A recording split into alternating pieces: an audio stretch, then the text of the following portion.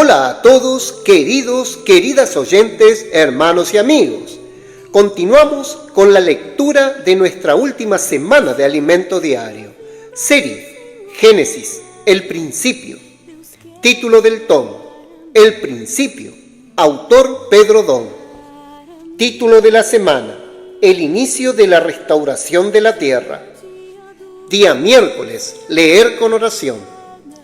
Con él estaba yo ordenándolo todo, y era su delicia de día en día, teniendo solaz delante de él en todo tiempo. Me regocijo en la parte habitable de su tierra, y mis delicias son con los hijos de los hombres.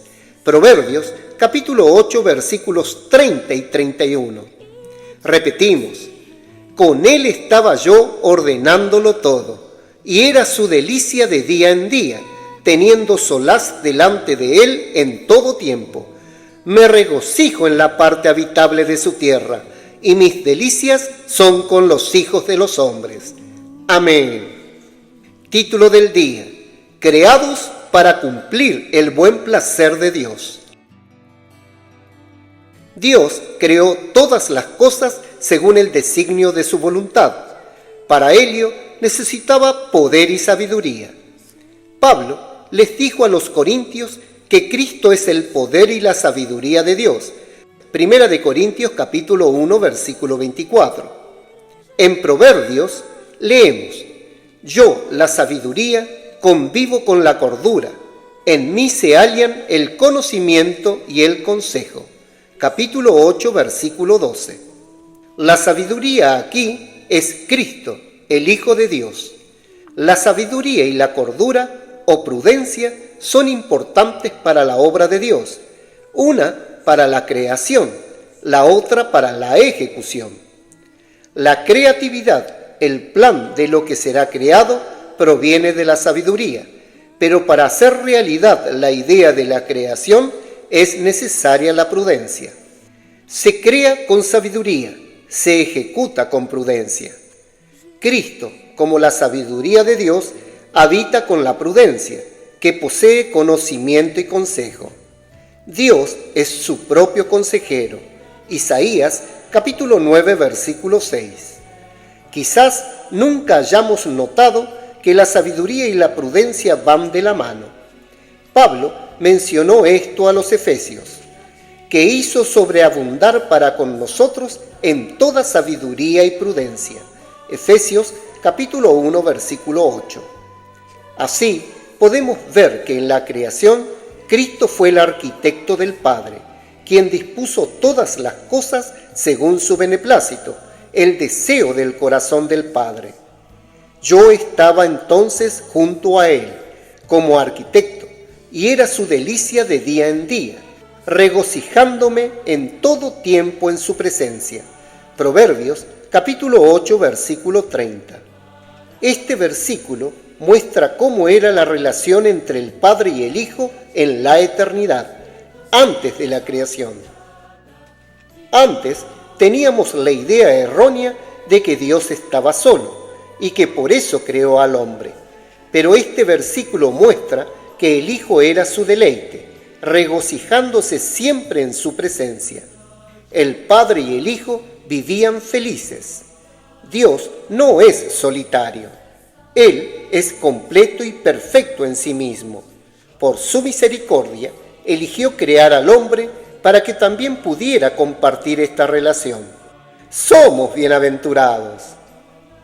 El hombre no fue creado por accidente. Al contrario, su creación fue parte del beneplácito, del buen placer del corazón de Dios. Esto se comprueba en el siguiente versículo: me regocijo en la parte habitable de su tierra, y mis delicias son con los hijos de los hombres. Proverbios, capítulo 8, versículo 31. Esta parte habitable es la tierra. El hombre ya formaba parte del plan que el Hijo había trazado según el designio de la voluntad del Padre para cumplir su beneplácito. Cristo, el Hijo, además de ser la sabiduría de Dios, es también la palabra. Juan capítulo 1 versículos 1 y 2. Él estaba con Dios en el principio. ¿Por qué esto es tan importante? Porque el Espíritu de Dios se movía sobre las aguas, listo para restaurar la tierra, pero solo actuó cuando Dios habló. El Espíritu necesita la voz de comando que proviene de la palabra de Dios para llevar a cabo su voluntad con poder. El Hijo, que es la sabiduría y la palabra, es también la imagen del Dios invisible, el primogénito de toda la creación. Colosenses capítulo 1, versículo 15. Nadie ha visto a Dios ni lo verá jamás, porque su imagen se revela solo a través del Hijo. Él es el primogénito de toda la creación, es decir, fue el primero de toda la creación. Quizás usted se pregunte, Jesús fue concebido por el Espíritu Santo en el vientre de María hace unos 2000 años. Entonces, ¿cómo es posible que sea el primogénito de toda la creación? La epístola a los Hebreos nos muestra que cuando Jesús murió y resucitó, logrando la redención eterna, se ofreció a sí mismo y su obra a Dios para el cumplimiento de su voluntad, mediante el Espíritu Eterno. Capítulo 9, versículos 11 al 14. El Espíritu Eterno está representado por los anillos del arca del pacto. Los levitas pasaban una vara por los anillos del arca para poder transportarla sin tocarla. Estos anillos representan el Espíritu Eterno, porque un anillo es un círculo sin principio ni fin. En una línea recta se pueden colocar dos puntos y decir que uno precede al otro, pero no se puede hacer eso en un círculo. Este es el efecto de la eternidad. Cuando Cristo se ofreció a sí mismo y su obra a Dios mediante el Espíritu Eterno, toda su obra, incluyendo su encarnación, muerte y resurrección, fue lanzada a la eternidad. Por eso, en Apocalipsis, a Cristo se le llama el Cordero que fue inmolado desde el principio del mundo. Capítulo 13, versículo 8. Lucifer creía que Dios, como creador, no podía conocer a la criatura. Sin embargo, mediante el Espíritu Eterno, Dios ya había experimentado la vida humana de Cristo. La eternidad no tiene principio ni fin. Por lo tanto, al ofrecerse a sí mismo y su obra a Dios mediante el Espíritu Eterno, todo lo que Cristo experimentó no fue meramente temporal, sino que se proyectó hacia la eternidad, sin principio ni fin. Por esta razón, Dios ya conocía a la humanidad desde la eternidad, antes de la creación. Por eso también Pablo dijo que Cristo es el primogénito de la creación, antes de todas las cosas. Colosenses capítulo 1, versículos 15 al 17. En el universo, todo lo visible se originó en Dios y llegó a existir por medio de la palabra de Dios, que es Cristo. Por la fe entendemos haber sido constituido el universo por la palabra de Dios, de modo que lo que se ve fue hecho de lo que no se veía. Hebreos capítulo 11, versículo 3. Para Dios, todo es muy sencillo.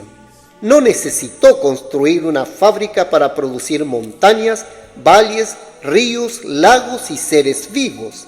Cuando Dios quiere, simplemente habla y las cosas llegan a existir. Salmos capítulo 33, versículo 9.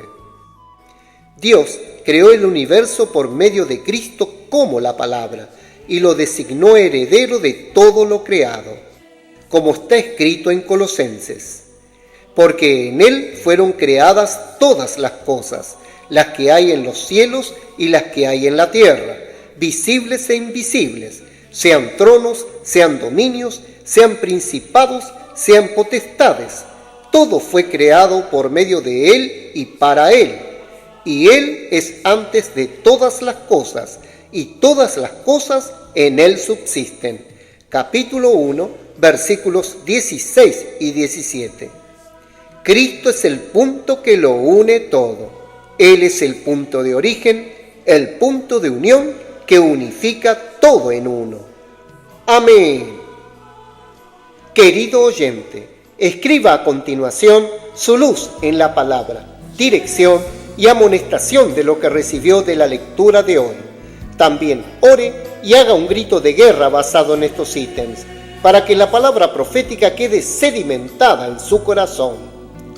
Jesús es el Señor.